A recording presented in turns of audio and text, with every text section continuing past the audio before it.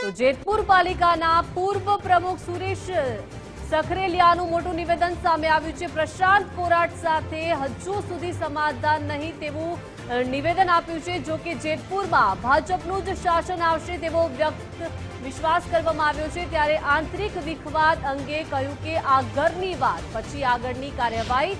જેતપુર પાલિકામાં ભાજપના 42 ઉમેદવારો ચૂંટણી લડી રહ્યા છે અને ચૂંટણી વચ્ચે પ્રશાંત કોરાટ જે છે તેને સાથે હજુ કોઈ જ સમાધાન નહીં તેવું સુરેશ સખરેલિયા દ્વારા આ મોટું નિવેદન આપવામાં આવ્યું છે। જેતપુર પાલિકાના પૂર્વ પ્રમુખ છે સુરેશ સખરેલિયા કે જેમણે આ મોટું નિવેદન આપ્યું છે।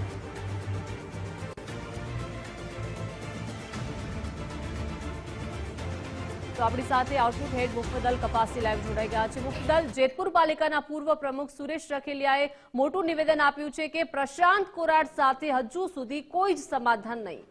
બિલકુલ દીપિકા, જ્યારે જેતપુરની નગરપાલિકાની ચૂંટણી માટે ફોર્મ ભરાઈ રહ્યા હતા ત્યારે જ સૌથી મોટો વિખવાદ જેતપુર ભાજપમાં સામે આવ્યો હતો, કેમ કે નગરપાલિકાના પૂર્વ પ્રમુખ જે છે સુરેશ સખરેલિયા એમની ટિકિટ કપાઈ હતી અને પછી એમાં એવો દાવો કરવામાં આવ્યો હતો જયેશ રાદડિયા જૂથ તરફથી કે પ્રશાંત કોરાટે સુરેશ સખરેલિયાની ટિકિટ કાપી છે અને એના કારણે જે બે બેઠક છે બિનહરીફ થવાની સ્થિતિ ઊભી થઈ હતી।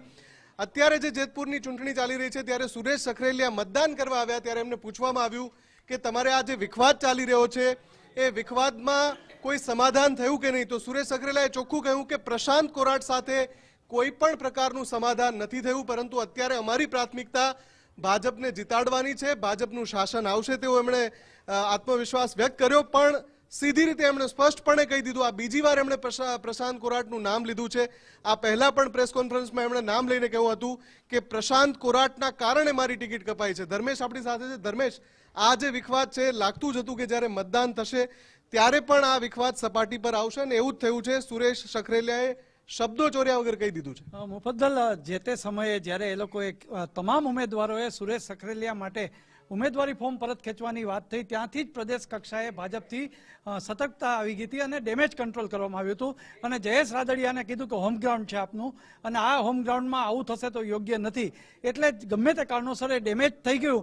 પણ જે તે સમયે કહી શકાય કે સૌથી વધુ મહત્વની જો વાત કરીએ તો હજી સુધી પ્રશાંત કોરાટે એમની ટિકિટ કાપી છે, એટલે જે સુરેશ સખરેલિયા છે એ જયેશ રાદડિયાના ખાસ અંગત છે, ભલે 2-3 ટર્મથી ચૂંટાણા અને એટલે એમને ટિકિટ કાપી હોય, કોઈ ઉંમર મર્યાદાની વાત હોય, પણ બે જ ટિકિટ કાપાણી અને આખી પેનલ તૂટી અથવા એમને જે મેન્ડેટ ના આવ્યો અને મેન્ડેટ માટે જે આખો દિવસ રાહ જોવી પડી, આ એક બહુ મહત્વનું રાજકારણ બન્યું છે ને હજુ એટલે જ એ લોકો કહે છે, ખાસ કરીને સુરેશ સખરેલિયા કહે છે કે પ્રશાંત કોરાટ સાથે સમાધાનની પ્રદેશના યુવા ભાજપના પ્રમુખ અને કમલમમાં ખૂબ નજીકના વ્યક્તિ કહી શકાય એવા પ્રશાંત કોરાટે જ એમની ટિકિટ કપાવી હોય અથવા એમનો મેન્ડેટ ના આવ્યો હોય, આ એમના મગજમાં જે છે એ હજી રાજકીય વેરઝેર યથાવત એવું લાગે છે। બિલકુલ ધર્મેશ, એટલે ડેમેજ કંટ્રોલ જે કરવાનું હતું, જે એક સમયે વાત હતી કે 42 ઉમેદવાર મારા સમર્થનમાં, સુરેશ સખરેલિયા અથવા તો જયેશ રાદડિયા જૂથનો દાવો હતો કે 42 ઉમેદવાર છે એ મારા સમર્થનમાં ફોર્મ પાછું ખેંચશે,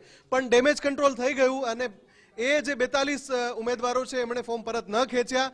પણ સૌથી મોટી વાત કે જેતપુર ભાજપમાં હજુ પણ વિખવાદ શમ્યો નથી, કેમ કે હજુ પણ આ રીતે ખુલ્લેઆમ પ્રશાંત કોરાટનું નામ લઈને કહેવામાં આવી રહ્યું છે કે અત્યારે આ ઘરની વાત છે, પણ ચૂંટણી પતશે પછી અમે કાર્યવાહી કરીશું એવું નિવેદન સુરેશ સખરેલિયાએ આપ્યું છે। જી આભાર મુફદ્દલ, જોડાયા તે બદલ। જેતપુર નવાગઢ નગરપાલિકાનું મતદાન થઈ રહ્યું છે। જેતપુરના વિકાસ માટે આજે લોકોમાં ભારે ઉત્સાહ જોવા મળી રહ્યો છે મતદાન કરવા માટેનો અને બહુ ભારી સંખ્યામાં મતદાન થઈ રહ્યું છે। એ અમારા ભાજપના ઘરની વાત છે અને એ અમે આગળ શું કરવું એમાં નહીં અમે કરીશું।